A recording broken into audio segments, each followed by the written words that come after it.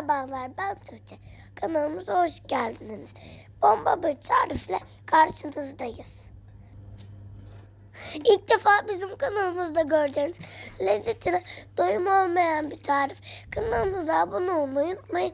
Sözü anneme bırakıyorum. Tuğçe'me çok teşekkür ediyorum güzel sunumu için. Kanalımıza tekrar hoş geldiniz. Gerçekten ilk defa bizim kanalımızda göreceğiniz ve harika lezzetli, tadına doyamayacağınız bir tarif vereceğim. 3 adet patatesim var, orta boy patates. Yine açıklama kısmında malzeme listesini ayrıntılı bir şekilde yazacağım. 3 adet patatesimi böyle yarım santim kalınlığında keseceğim. Hamur yoğurmak yok, beklemek yok. Bu pizza tarifine bayılacaksınız. Tam tamına 5 dakika hazırlama süreci ve 10 dakikada fırınlama süreciyle harika bir pizza tarifi. Mutlaka deneyin. Ayrıca deneyenlerden, tarifimi beğenenlerden, beğenmeyenlerden, fikri olanlardan yorumlar bekliyorum. Bu fikrimizi beğendiniz mi, beğenmediniz mi yine yorumlarınızı bekliyorum. Ve patateslerimin ilk sürüşte kolay pişmesi için üzerlerine videoda gördüğünüz şekilde çizikler atıyorum. Fazla derin atmayın. Derin atarsanız patatesler parçalanır. Üzerine hafif çizikler atıyorum. Ve yağlı kağıt sermiş olduğum tepsinin üzerine videoda gördüğünüz şekilde çiçek gibi döşüyorum. Aralarında boşluk kalmayacak şekilde.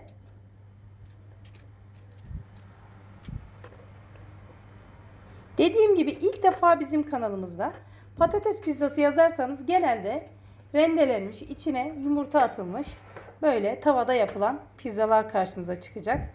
Bizim pizzamız öyle değil. İçinde yumurta falan yok. Bildiğiniz pizza, sadece hamur yok. Tepsime dizdiğim patateslerime bolca sıvı yağ sürüyorum.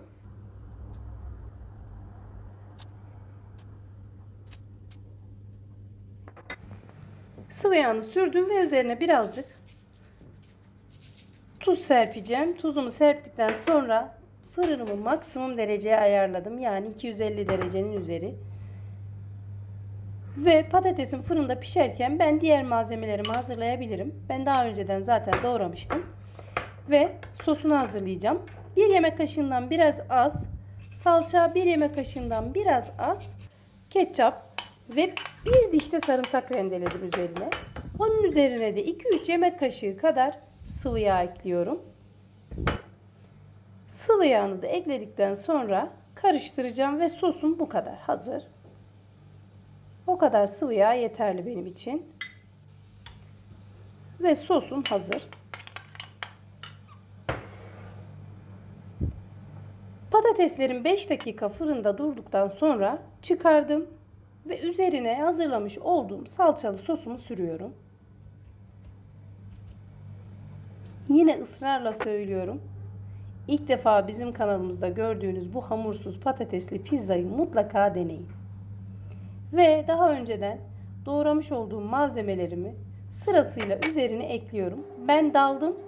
İlk önce soğanı ekledim. Siz kaşar peyniri eklerseniz daha iyi olur ama bir değişiklik olmadı benimkinde de.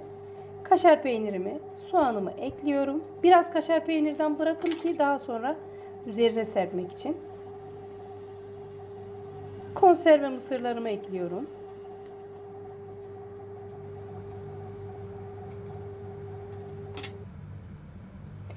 İnce ince kıymış olduğum 1 adet yeşil biberim ve böyle çeyrek paprika biberi ekliyorum. Yine ince ince doğramış olduğum mantarları ekliyorum. Sosis, salam, sucuk benzeri şeyleri fırında bir 5 dakika piştikten sonra diğer malzemeler biraz öldükten sonra koyarsanız daha iyi olur. Çünkü ilk başta onları koyarsanız yanar. Ve pizzam pişti. Görseline bakar mısınız? Aslında benim konuşmama bile gerek yok. Beni ye diye bağırıyor resmen. Ve birazdan dilimleyip sizlere daha yakından göstereceğim. Lütfen kanalımıza abone değilseniz kanalımıza abone olmayı, tariflerimizi paylaşmayı, yorum bırakmayı unutmayın. Sizlerden gelen destekleri bekliyoruz. Özellikle de öğrenci evlerindeki arkadaşlar hamur yoğurmayla uğraşmasın. Bu patatesli pizzayı yapsınlar. Ve sizi görseliyle baş başa bırakmak istiyorum. Sizlerle yeni tariflerde buluşmak dileğiyle. Hoşça kalın, afiyetle kalın. Evinizden huzur ve bereket eksik olmaması dileğiyle her şey gönlünüzce olsun.